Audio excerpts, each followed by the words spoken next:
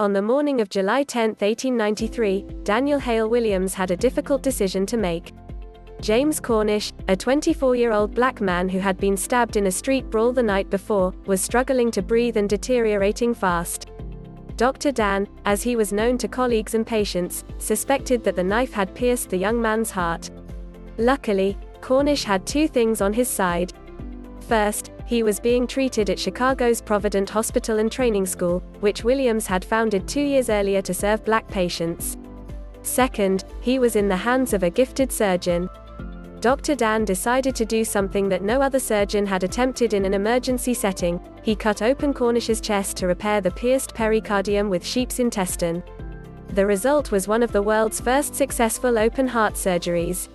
Cornish recovered and went on to live for decades more. It was a remarkable achievement.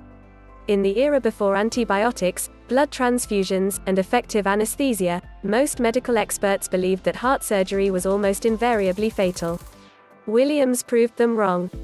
And he had performed the groundbreaking surgery in a small 12-bed hospital serving one of the city's poorest neighborhoods.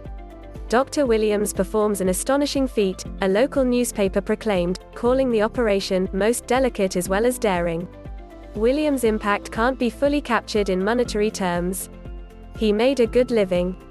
At the height of his career, he earned about $10,000 a year, roughly equivalent to $320,000 today. But he made less than his peers at white hospitals. And because he chose to treat poor black people, he made less than he could have. As he once told a friend, "I cannot charge my people large fees." Born into a family of small business owners and preachers in Hollidaysburg, Pennsylvania in 1856, Williams had a mix of black, Native American, and European ancestry. The fifth of 7 children, he dropped out of school to become a shoemaker's apprentice at 12, 1 year after his father had died of tuberculosis.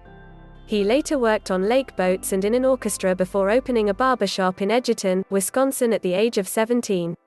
While working part-time in another barbershop, he trimmed the beard of Henry Palmer, a prominent surgeon who took the young man on as an apprentice. Williams went on to earn a medical degree from Chicago Medical College, which later became part of Northwestern University.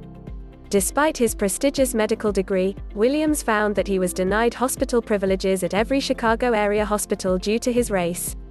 That was typical for the time, according to Thomas Ward, a historian and assistant dean at New York's Farmingdale State College. Hospital access was a huge issue for black physicians, says Ward. Most hospitals didn't allow black physicians, even if they allowed black patients.